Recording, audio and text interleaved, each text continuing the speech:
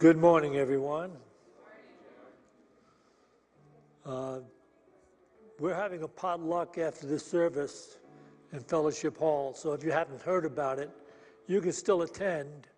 You can actually run out and get something at the supermarket or even at 7-Eleven, or you can just pick up some weed. So you don't have to, not everybody's going to be eating. Some people smoking. This is Unity of Boulder. All right. Anyway, is there anybody here from another Unity? Raise your hand high, because we have a great gift for you. And what Unity are you from? Columbine Unity. Okay. All right. Unity of Boulder. We're going to give you a gift anyway. All right. Anybody else? Okay. Oh, what? What are you raising your hand? Are you from another Unity? Okay, we'll give her a gift. All right. Is there anybody here for the first time? It's hard to see what it's like. You are? Raise your hand. We have a gift for you. If you're here for the first time, we have a gift. All right. Yeah. Is there anybody here for the last time? Okay, we have a gift for you too. All right, look, there is a great talk coming up, and the person giving that talk lives it to the fullest. You know, she's living it fullest because she got an entire family she takes care of, a church she's, running. She's amazing, and the Spirit comes through her in an amazing way. So look forward to this talk coming up.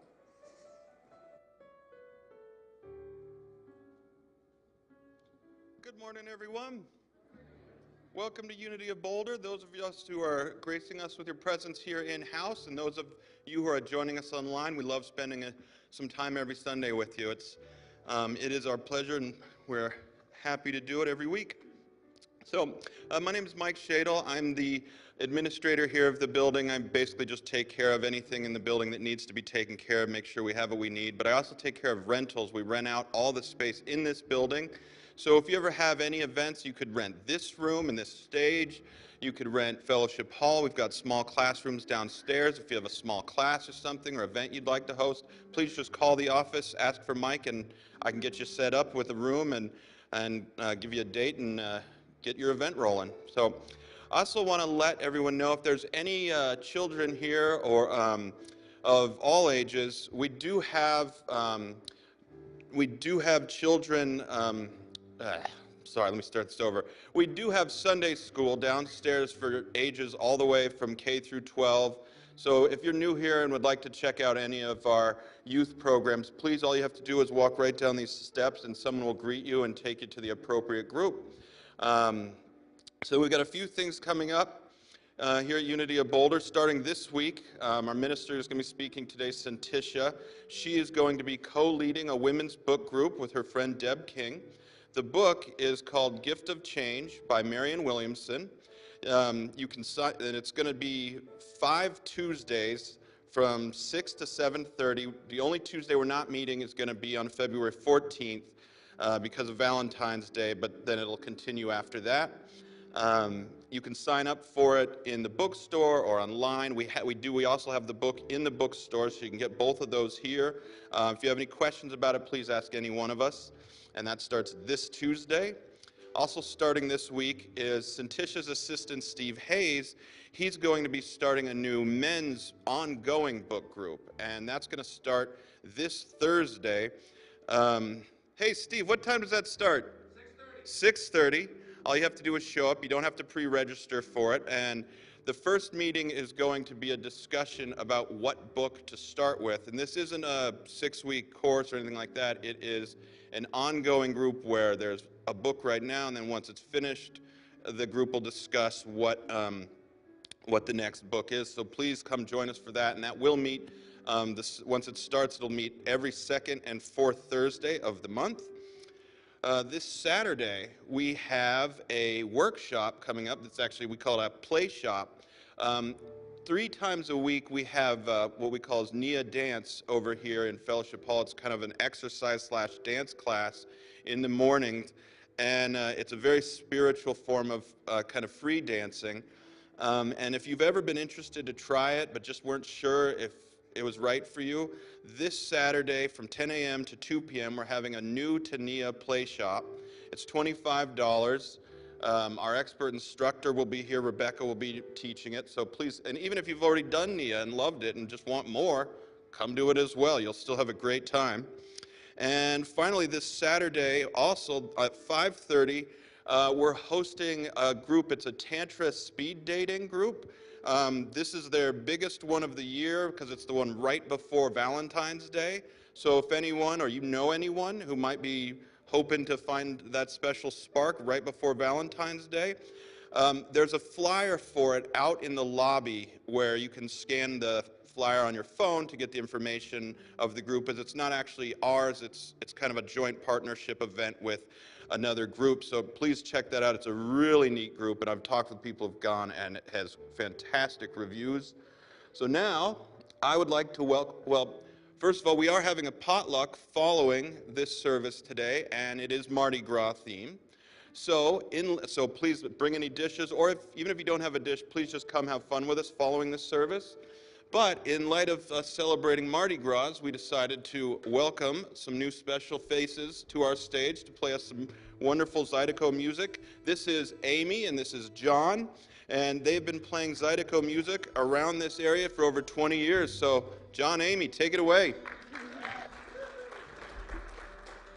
Hey, thank you so much. It's been really wonderful to be here this morning. Everyone's been so kind and friendly, and I really appreciate that. I've wanted to visit Unity Church for a while, so this was my excuse to come. So as Mike said, John and I have been playing for a while, and he's a pretty good musician, but he always messes up the words. So we're gonna help him a little bit today. Anybody ever hear the song Jambalaya? So I'm just going to go over the chorus real quick, and if you're in the mood to sing with me on the chorus, and we'll help John remember the words. And if you're not in the mood to sing, just do that with your mouth, because it encourages your neighbor. So it goes, I'll sing a line, and then I'll have you guys repeat me. Jambalaya, crawfish pie, filet gumbo. Jambalaya, crawfish pie, filet gumbo. For tonight I'm gonna see my share of me-o. For tonight I'm gonna see my share of me-o. Pick guitar, fill fruit jar, and be gay-o. Pick guitar, fill fruit jar, and be gay-o. Son of a gun, we're gonna have big fun on the bayou. Son of a gun, we're gonna have big fun on the bayou. All right, and with Zydeco music, if you get the words wrong, it's okay, really. Unless you're John, and then you have to get it right.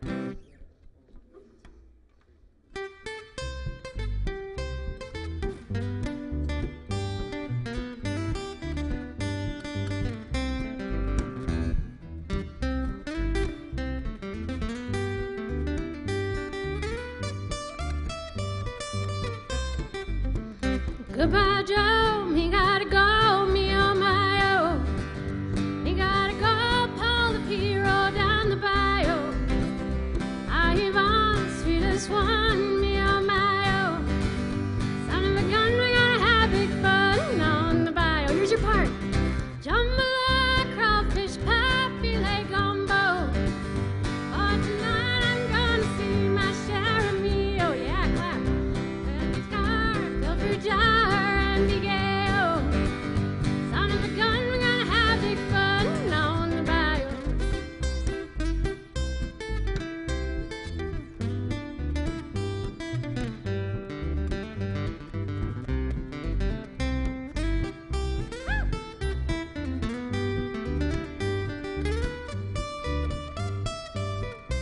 Not bad.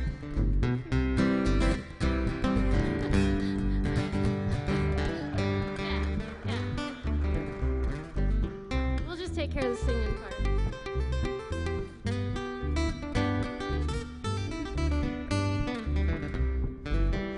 Thibodeau, Fontenot, the place is buzzing. People come to see Yvonne by the dozen. They dress in style, go hog wild, me oh my oh. Son of a gun, we're gonna have big fun on the bayou. Jambalaya, crawfish pie, filet gumbo. For tonight I'm gonna see my share of me, oh yeah. Kick guitar, fill fruit jar, and miguel. Son of a gun, we're gonna have big fun on the bayou. Pick another one.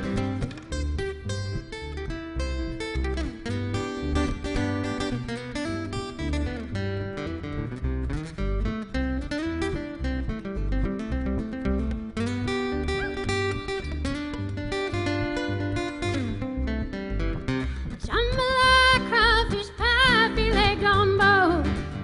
For tonight I'm gonna see my share of me, oh.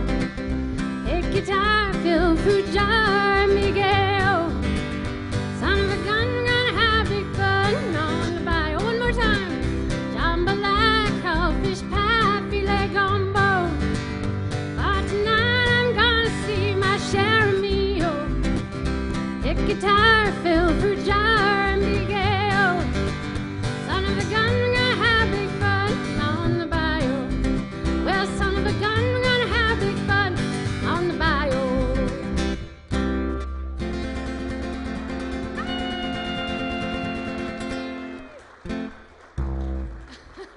You did great. Good job.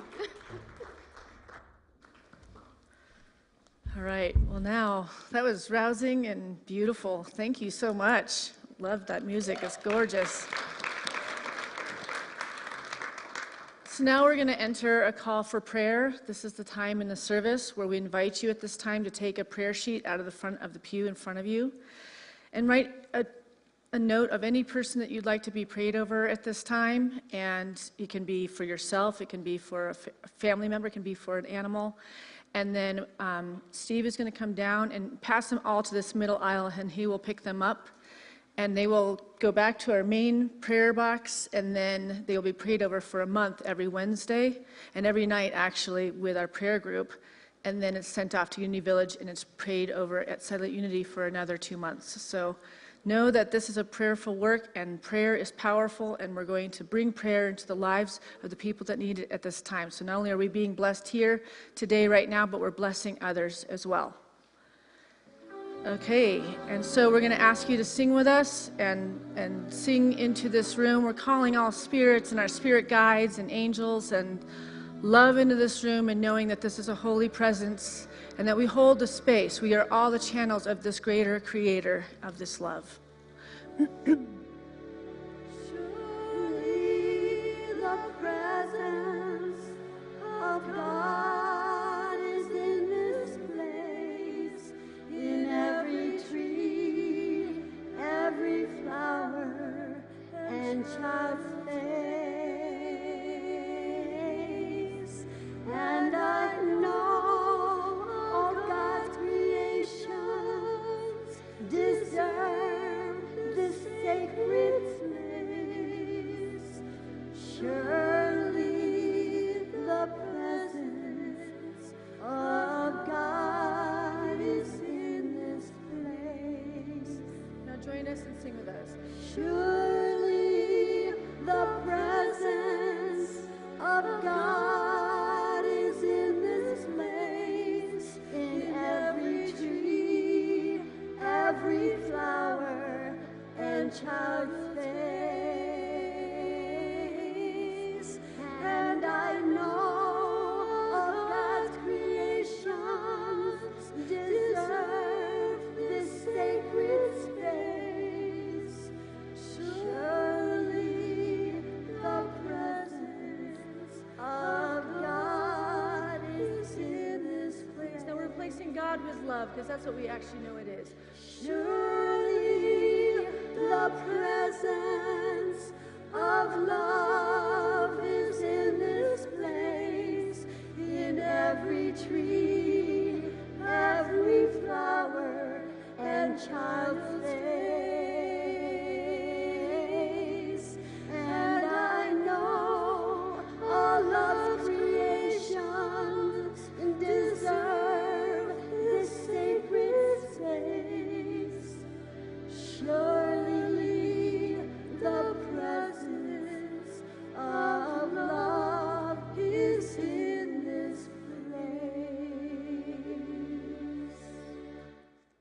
And so it is. And in this holy moment, we're going to stand up and we're going to turn and meet one another and get each other's names and say, thank you, God, for you.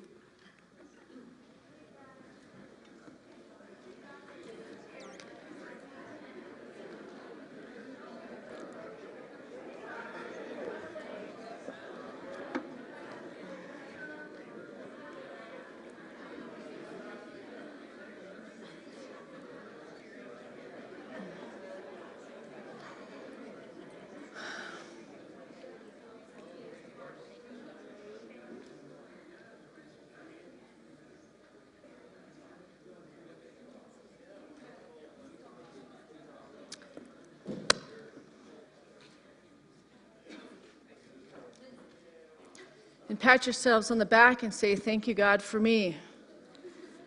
At the core of all of the tools that we are teaching up here and sharing with all of you, loving and accepting ourselves for who we are is the most powerful one. It's the fundamental, it's the part that creates a foundation for us to grow and manifest in this world.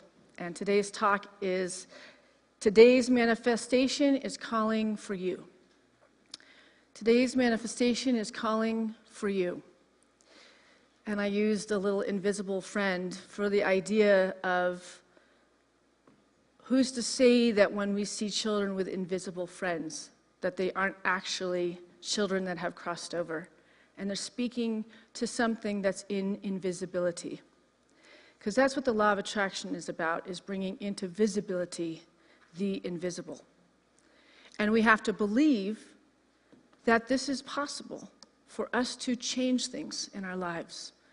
We'll go on having these cyclical lives that just keep doing the same thing over and over again, and we want a different result, but we keep doing the same thing because we don't stretch beyond the limitations of a consciousness that was birthed from day one or in our teenage years. At some point, we got some fundamental message that this is all there is, and we just kind of keep up with it, and we live with things that are no longer serving our lives.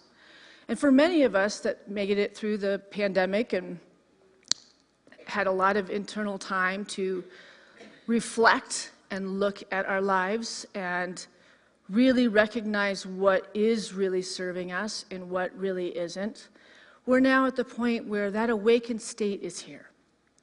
And are we putting our feet forward into the manifestation of what we've found we're ready to call into our lives? And then the next piece is, are you willing to claim it? Are you willing to believe it? Are you willing to be it? That which will be the experience on the end of this journey, on this awakening journey. The imagination in the most inspired minds to the most tired of minds has the same power to make alive and real. The vision held in mind and meditation to manifest from the invisible to visibility. My question for you is, what is calling for you to be manifested through you at this time? What is calling on you? That's just the hankering. It's that knocking on the door of, ooh, there's so much more. There's so much more, and we get excited, and there's a little glimpse of, oh, I don't have to live small anymore. And then we step into it, and then all of a sudden we get an affirmation somewhere from the past that's dragged up from the BS of the past, and it talks us out of our good, and we go back to small and living the same cyclical experience.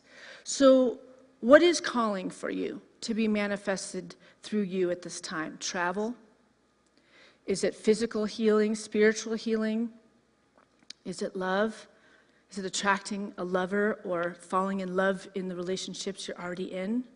Is it financial abundance and having that fear of not having enough to be ended and having enough to pay for the things that we need to stay warm and to be clothed and to be able to serve others?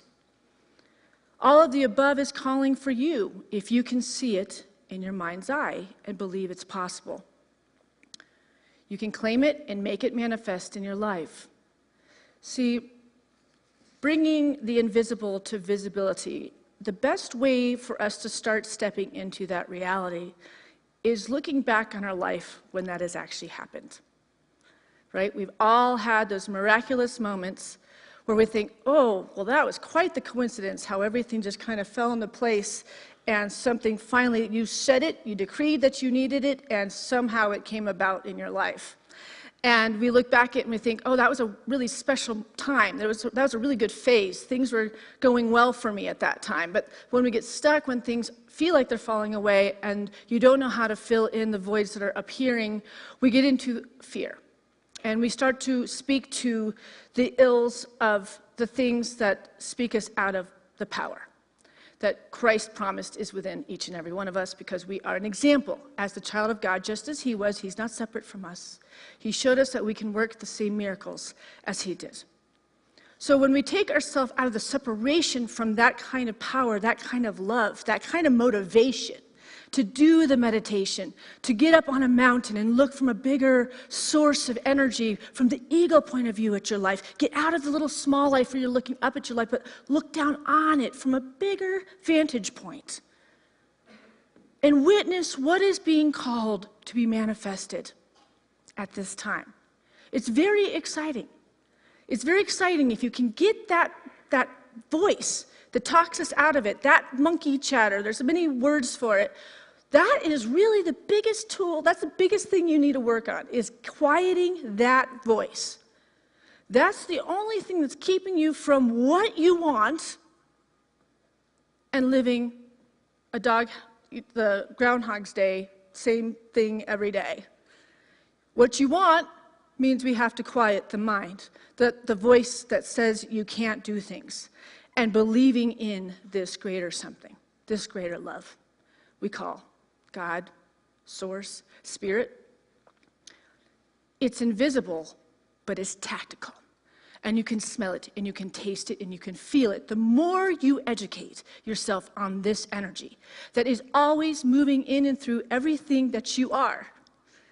And the only reason why you're not feeling it in your life is because you've shut yourself away from it. You've closed it down, and you're believing in the limitations of this expanded awareness. You don't believe that you were born with the knowledge to create.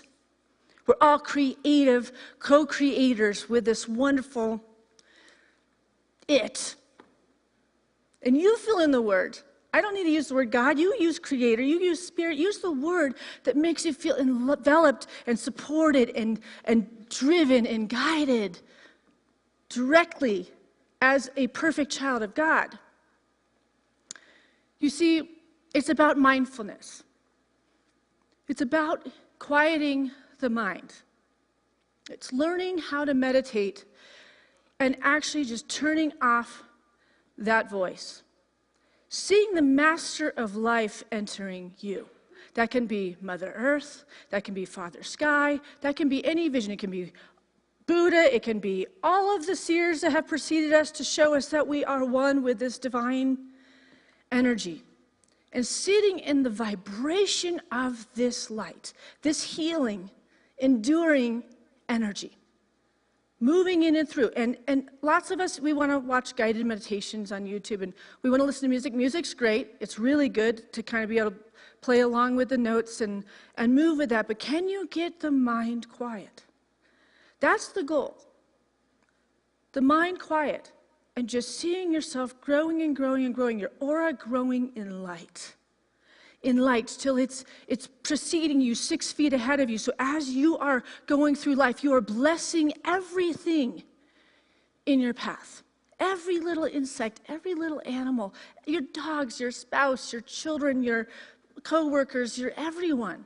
You are claiming your divine potential and are living as that. Blessing others as you are healing and blessing yourself. Right? So, in order to be able to come in alignment and into resonance with this higher knowing, we have to be able to vibrate at a frequency of love. Even the things that we don't like about ourselves. Even the things that we feel we have made mistakes for in the past. We have to understand we've done the best that we could with what we knew before. That means self-forgiveness for whatever it is that we're still holding ourselves hostage from this developed soul that you've become. And it's time to cut that off and let it go. Allowing yourself to be here now. That is the power of now. We all know that it's been said that the second coming of Christ is coming, and obviously everybody's been waiting, and it's not happened. We never said it at Unity, but the Christians have. But we know in Unity, the second coming has always been about us. We had to have those few years where we were stuck in a building, stuck with ourselves, stuck with our thoughts, stuck with our children, and even loving that moment for times and hating every second of others, and then our spouses and everyone else. I'm just kidding. I had 3 kids in the house, teenagers, so I think that's a little different than the little ones. Having that time where we were shut out from the world and we didn't have the distractions of movie theaters and really getting out in nature, and it was just so isolating. And yet, we all went through it together. Look at how synchronistic and perfect that would be. Because we'll see a friend that loses a child and they're going through deep grief, and then we can support them as they go through the worst challenge of their life. Or we're going through a divorce, and then we can get surrounded by all of our spirits in human form that support us through those difficult times. But all of us went through it at the same time. Nobody could find shelter anywhere. We're all on this individualized, but actually this oneness, this unbelievable omnipresence of all of us being together while we were separate. To look upon this universe and the level of how things had sped up till that moment. Everything was speeding up. We were already all separating from each other anyways. We were already so tuned into our computers and our iPhones and every way we could distract ourselves from each other. And then when we got to the point where we weren't allowed to see each other, then we wanted it. Look at how divine the universe is. Because we were already just signing up because the world was just creating this world. But then once you can't see each other, well, I want to see each other. We want, that urging, that wanting. And now we're back. And we're better. And we're aware. We also are aware that something like that could happen. So are we squeezing every bit of beauty out of every moment? Are we squeezing every bit of love and connection we can with everyone that matters? Are we planting the seeds of what we want with this universe that's so honorable, that wants to take care of you? I mean, none of us are going, we want mansions and we want palaces. We just want to be able to have enough, to be able to go forward in life and to be able to serve humanity and this planet. I know all of us do because that's the kind of a church we are. We're an environmental church. We care that there's a planet for 12 generations down, just like the Native Americans lived their lives. It's not about selfish needing. We just need to have enough to step in, to be a conduit for this greater power, this greater love that's asking us to step in right now. So one way for working with this universe is being in a state of joy, even if you don't feel like it. Because joy has an attracting power, whereas moodiness, discouragement, and a negative disposition always have a repelling power. We tend to avoid gloomy, moping, whining, complaining people.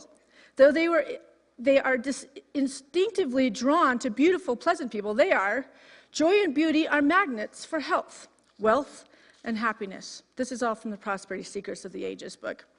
And to be mindful is to be aware that there are many faculties present for any of the powers of the mind, such as will, reason, or instinct, formerly held for the explanation of all mental phenomena. It was the French doctor Emile Coue who first declared that the imagination is a much stronger force than willpower, and that when the imagination and will are in conflict, the imagination always wins out. So even if we're willing ourselves to get up out of bed and we're going to go to this job that we don't like and we're going to make sure that we pull these things off and somehow we're going to get an award in the end of our life for suffering through it all and not enjoying any of it. You can imagine something different, and that's actually the results you're going to get. Instead of pushing through against what's natural, against what's calling you, against what's freeing you? What frees you? What makes you joyful? What turns you on? What is that fire? Where's that prana within your being? And focus more on those things that excite that, right? You see this wonderful couple doing this amazing music. You can feel their prana when they're playing that music because they love it. Do you love it? Yes. And you felt it, right? And that energy went out to you, and that blessed you today. How can you give that kind of energy, which I know these Mardi Gras ladies that's been setting up the fellowship hall, they're on fire because they've been giving to all of you for this wonderful luncheon for later. Where are you stepping in with this vibratory energy, the creative part that God gave you to share and be a part of community? Because that's such an important part to all of this. So, it was the French Doctor Emile Coue who first declared that the imagination is a much stronger force than willpower. So the imagination. So you all have a worksheet in your handout today, and if you don't have a handout, raise your hand and our usher will come and find you one. We're just doing a little bit of work that we're going to share at our potluck today around the table so we can discuss these topics if you feel comfortable. This is actually question number 2 because I wrote the worksheet before I wrote the sermon, so it's a little bit out of awkward. So this is the number 2 question. Whatever the mind is taught to expect, that it will build, produce, and bring forth for you. And the question here is, what are you willing to expect in your mind's eye to produce powerful results in your life?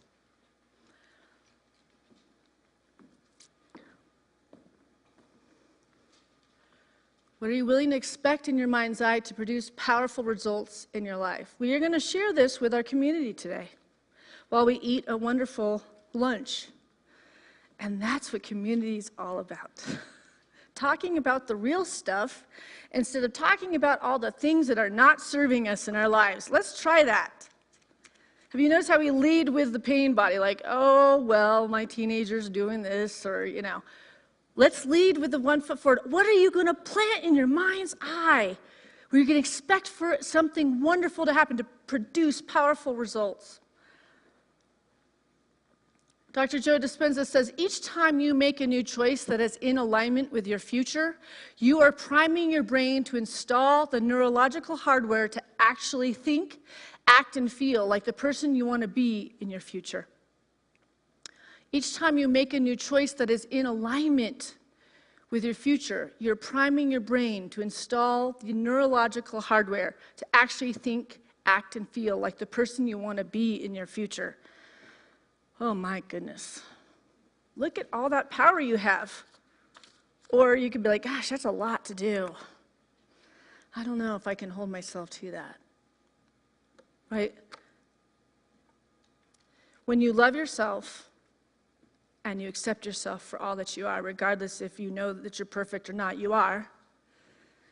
You're willing to take the time to do this play on yourself. I hate to say this work on yourself, because it is play when you put yourself in the forefront of your life and not still trying to get approval from a boss or a parent or a friend. That no longer matters to you. Once you really care about this divine individual that God made you as. Then we want to play with this universe, and we want to see how we can bring into visible the invisible.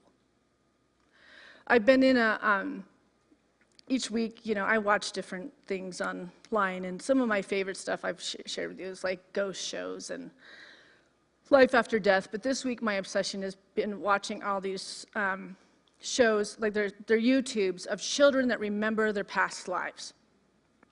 and they're articulating it to their parents, and the parents have to accept that they still love these other parents that they had, and that they're the new parents this lifetime. And it's just powerful, powerful work. And what stimulates it for me and where it comes from, of me being so curious about these things, is because I have a son that when he was a baby, he had something they call night terrors, which is a terrible word, but it is a really scary thing, and they just scream and cry, and you can't wake them up. They're in some other state, and they cry and they freak out, and I would grab him and I'd hold him, and I could not get him to wake up. He'd just be hysterical. And one time, he was hysterical, and he looked right in my eyes. He said, "I want my other mommy." And it stuck. That stuck. It was like, okay. And I already believed that that was real, because a year before, I had given birth to his brother, who passed away within, hours of that day. And I had been through my own experience that whole year, carrying Tyler to his birth, having the supernatural visiting and carrying me through that grief while I'm also trying to stay positive and carry a baby. And that was the greatest year of my life, and the most horrible, painful year of my life. See, when we're taken into the depths of our being, we're taken into a place where we want to understand why and what is this all about? How many times are we asking, why, God? Why is this happening in my life? And why does this thing keep repeating itself? And when you go into the depths of your soul and your being, you realize you've been here many, many, many, many times before. And you have access to all the knowledge of all those many lifetimes that you can just call to be right here, right now. Anywhere where you're feeling lost in your life, today you can claim that that's over. Today. If you can see yourself in divine alignment with this greater something that is a mystery, but will stop being a mystery when you start to bring into visibility the invisible that you thought was invisible. It is not. It is tangible. It is teachable if you're willing to be a really good student of it. And it's accessible every single minute of every single day.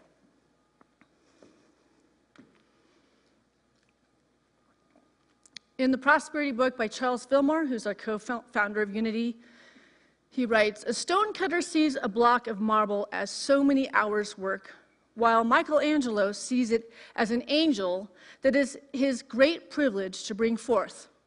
This is the difference between those who see the material world as so much matter and those who look on it with the eyes of mind and the imagination that works towards perfection. One who paints a picture or makes a piece of sculpture first sees it in their mind. They first imagine it or image it." And so we have to be willing to see what it is that's being called in you. And it's a vision that's within you, and sometimes we find where we're supposed to go from discovering what we don't want. That polarity is important, and we do learn a lot from that, but eventually we've researched enough of what we don't want, but need to put a lot more investment into what we do want and share that with everybody.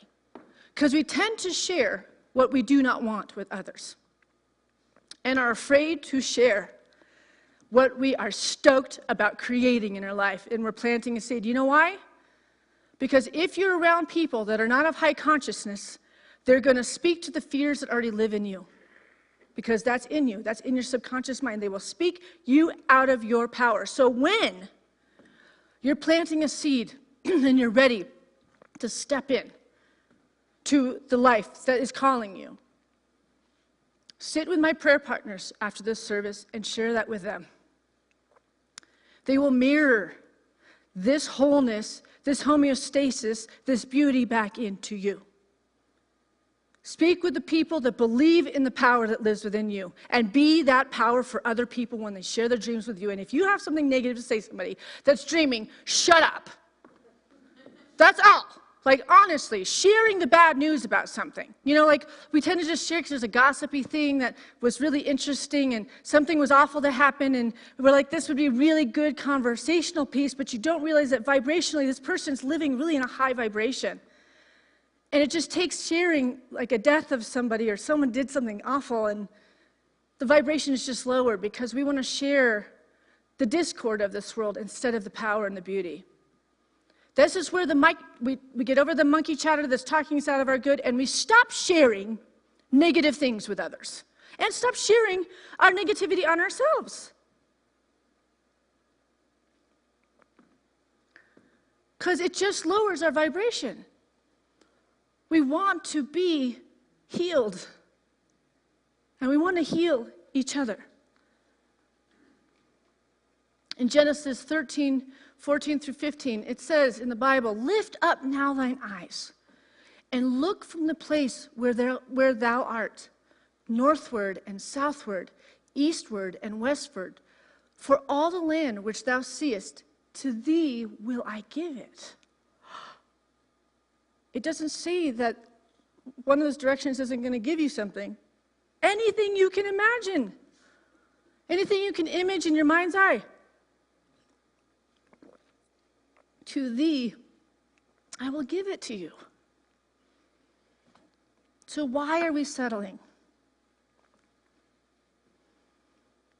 Why are we settling? Why aren't we willing to plant the seed in our consciousness today of what we're ready to receive? What is your expectation? And make an intention from that. Can you dream big enough for yourself? When it seems that your success and good seems to evade you, that is the time for you to look up from the rough circumstances where you are and picture your good in a big way, for all that you see will be given you. Have you ever been led on a guided meditation of some kind? In some of the meditations, they'll say, while you're in this deep place, bring a smile to your face.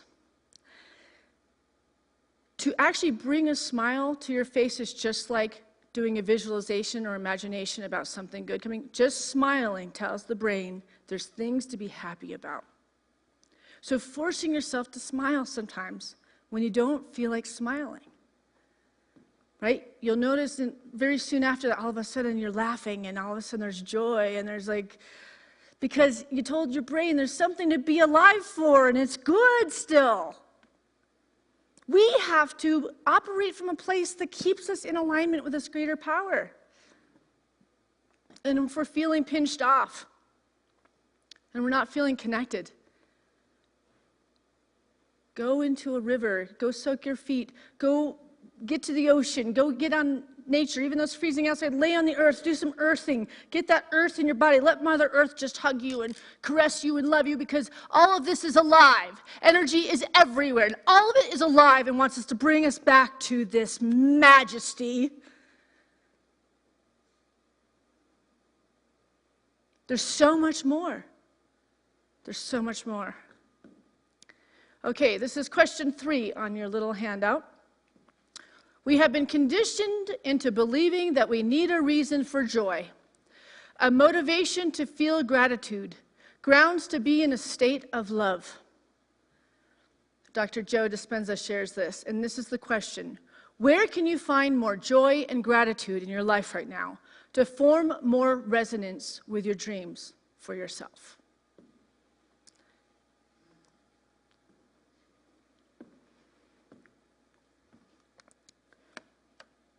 The benefits of gratitude start with the brain system, because feeling grateful activates the brainstem region that produces dopamine. Additionally, gratitude towards others increases activity in social dopamine circuits, which makes social interactions more enjoyable. So sharing this light, sharing with that beautiful smile, even if their energy is feeling glum and whatever, leading with that light, leading with that beauty. So I'm running out of time. I might have to do the second half of the sermon next week. All right, I'm just going to go here. All right, so I was walking in a park in Lyons. I live out in Lyons about a week ago. And I was passing a woman on the path, and she had 2 dogs, and she told me that her dogs were very friendly. And I said to her, well, my dog is a little skittish because he's been attacked at the dog park. It's a big dog park there. So I'm just going to hold him back. You know, I get yours are friendly. I just don't want my dog to get nervous, because if there's 2 with Gilly, he tends to be a little just scared, a little nervous. And she says to me, I never go to the dog park because I'm not social. It just stood out to me. It was just a strange thing to say to somebody. And I walked away from this very friendly woman and was contemplating the words she just shared with me. She seemed very eager to talk to me. I'm not social. I felt like asking more questions about that. I thought, wow, that can't be working out very well for you. Right? Like, strange way to interact. Like she reached out to talk. I mean, I'm far from her. And she wants to let me know that the dogs are social so we can have a social interaction, but then you just told me that you're not social.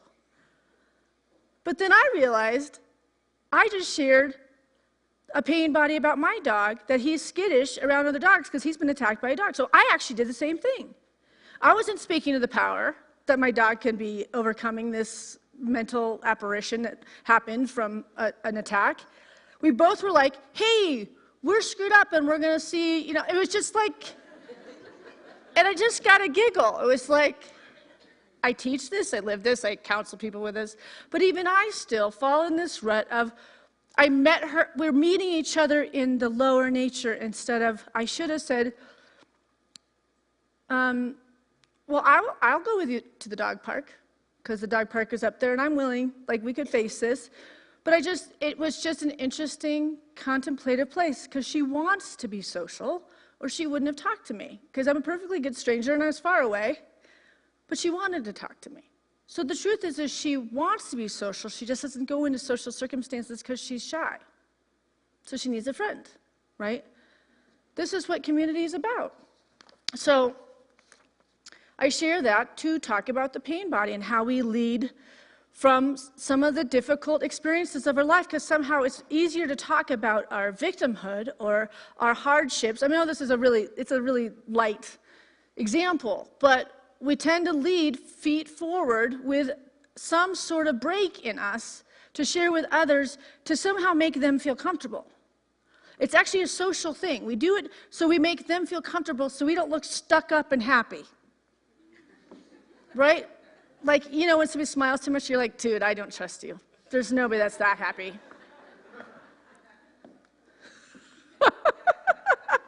That person's a liar. I've had that judgment, honestly, in my life, because I've grown up in the spiritual work, and the people, they're just like prayer hands and smiling, and their eyes are all soft and guru-like. At some point, they had a mental break and just lost it. And I saw it, and it was like, okay, note to self. Nobody ever smiles all the time, because if they do, they're full of... Okay, I digress. I have worked in this work too long, probably. But people that lead with that energy, it's not a big smile, it's a feeling. It's an openness, it's a readiness, it's an availableness. That's the happy I'm talking about, that's the joy. It's a vibration, it's not some fake smiling thing for acceptance or something like that. So this is the next activity right here. Eckhart Tolle. Be alert to something inside of you that seeks to become angry, fearful, stressed, or in any way negative. As you feel pain, see if anything gets a strange enjoyment from it. This is the pain body. What part of you, if this relates to you at all, still leads with your pain body, a story of limitation or a feeling of not being enough? And what could you change to no longer lead with this misalignment? So I'm going to play this song, and I'm going to have you start working on this activity. There is one more question. We will cover that next week, but you can answer it. It's just an affirmation that you'll write for this week. So we're going to play this song, and I'm going to let you work on your worksheets right now. This is your meditation for this week. So I want to see you all working on your activities, and get your little pen out. And if you need a pen, put your hand up, and I'll have my ushers bring you one. You need a worksheet? We can play the video. We need worksheets down here and some pens. We need sound on that. Mike, we need sound.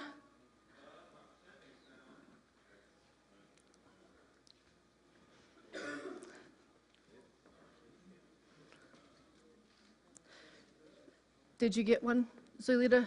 Yes, thank you. Make sure the output's set to, Make sure the output's set to the sound card.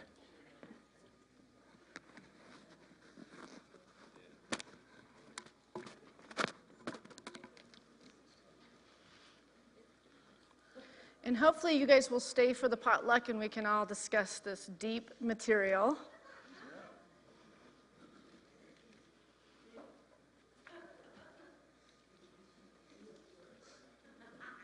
All right. Mike, are you going to be able to get it? I'm trying as hard as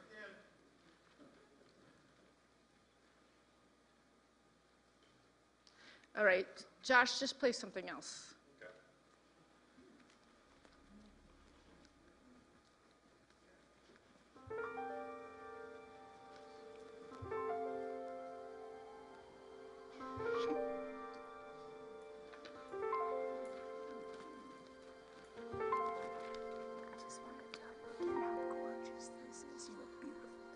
Thank you.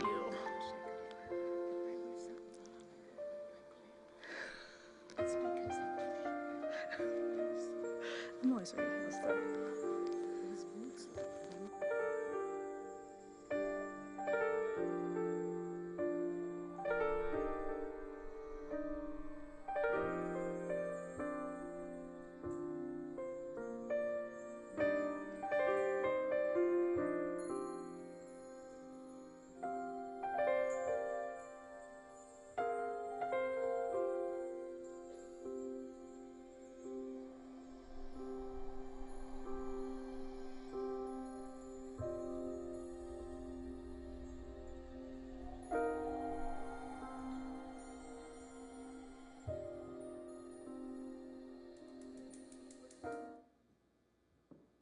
We'll be all prepared. So the discussion group's happening during the potluck today. And I'm grateful for you, and I bless all of you, and I thank you for being here, and that you take this in and allow yourself to move into this next beautiful phase. And I see it happening for all of you. And I love you, and I bless you. Amen. Let's take an offering for unity now.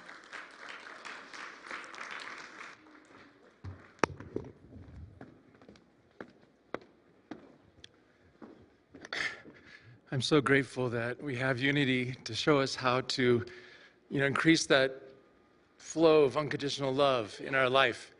And donating is also a great way to do that, because basically you are telling the universe, look, universe, I am in the flow.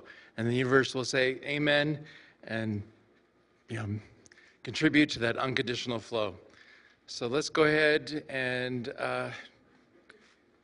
I'm hoping Jack will be here soon. Jack and I are really good at riffing, and we can fill up the space here. But Right. Anyway, these are all the ways that we have to give here. And again, you can just call the office. We got that new QR code. And remember, on the back of your pew, you have a list of all the ways you can volunteer. And that also is a really strong way to increase that unconditional flow in your life. So thank you. I don't need it. I've got one of my own. Okay. All right. I never go anyplace without a mic. Okay.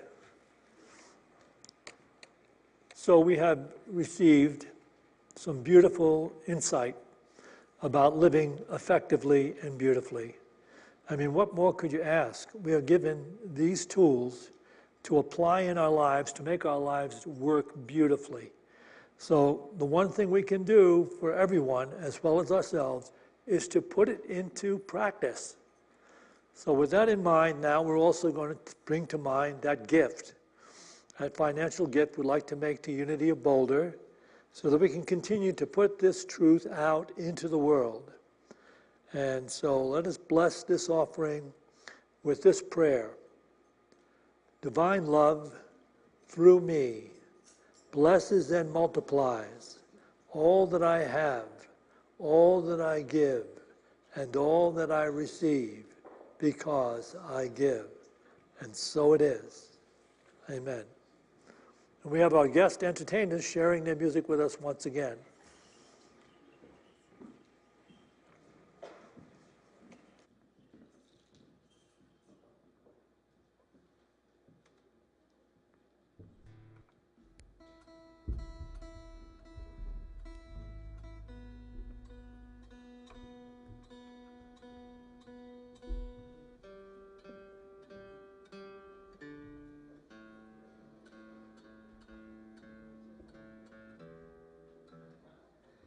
That was a beautiful message. We have a very joyous song to share with you to end. Well, thank you very much for having us. So we're going to do Iko Iko, which is a New Orleans second line song played during Mardi Gras parades. And I guess we're going to have our own second line parade after the service. So the second line song has a certain kind of beat, which will give everybody an opportunity at the end to try that beat out. And Amy's going to teach you the words real quick. All right, now, I don't speak Cajun, so I don't know what these words mean, but I learned them from a very famous Cajun, Jerry Garcia. And the chorus goes, Iko, Iko, Iko, Iko ande, Giacomo fino anande, Giacomo finande, talking about hey now, Iko, Iko ande, Giacomo fino anande, Giacomo finande. Now, if you know a different version, your job is to sing your version louder than my version, so we have like a power struggle.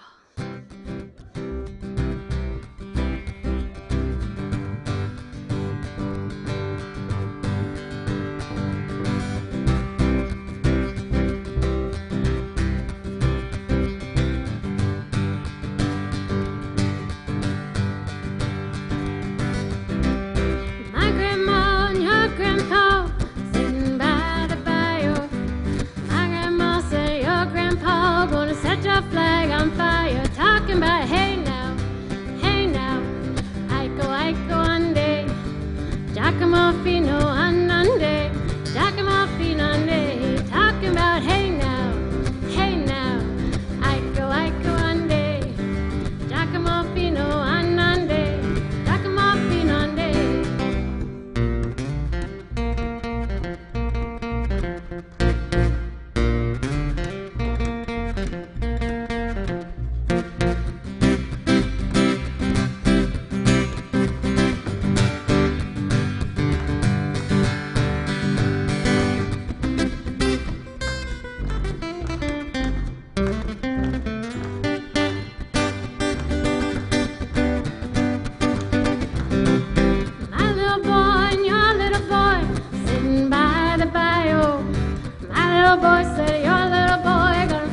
Chicken wire, talking about hey now, Iko, Iko ande, Giacomo fino anande, Giacomo finande, talking about hey now, Iko, Iko ande, Giacomo fino anande, Giacomo finande. One more time.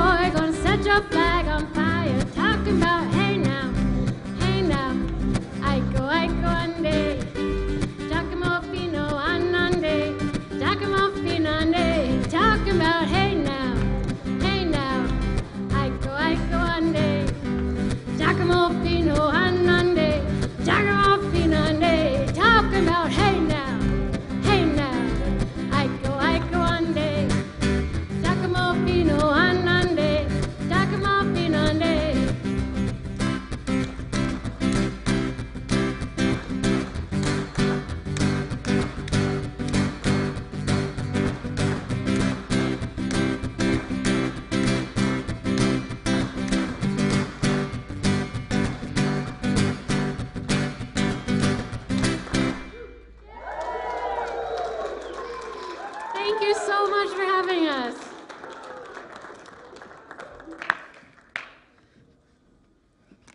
What fun.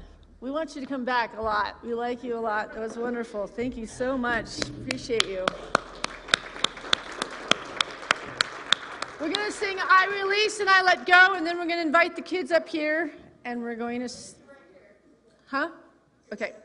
Let's start. We have prayer partners available. If you have a prayer need, just stay seated in your seat, and they will come and find you and take you to our beautiful meditation room and pray with you. And please join us for lunch. If you don't have a dish to share, we're not going to start it for 15 minutes after the service. You can run out and grab something and join us. Let's build this community in love. All right, here we go. I release and I let go. I let the Spirit run my life, and my heart is open wide. Yes, I'm only here for God. No more struggle, no more strife. With my faith I see the light. I am free in the Spirit. Yes, I'm only here for God. I release and I let go. I let the Spirit run my life, and my heart is open wide. Yes, I'm only here for God. No more struggle, no more strife. With my faith I see the light. I am free in the Spirit. Yes, I'm only here for God. Now it's your turn.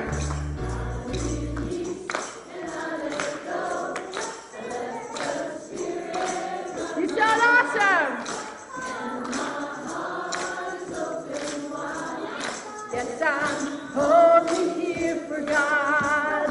No more struggle, no more strife.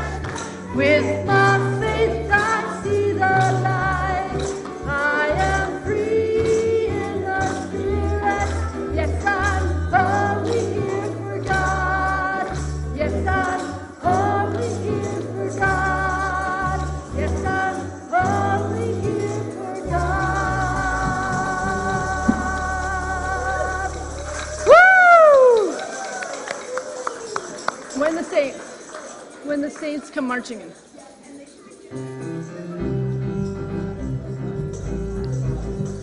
Oh, when the saints come marching in, we're going to the altar pause. Oh, when the saints come marching in, oh, how I'll be in that number. When the saints come marching in, oh, when the saints come marching in, oh, when the saints come marching in, oh, how I want to be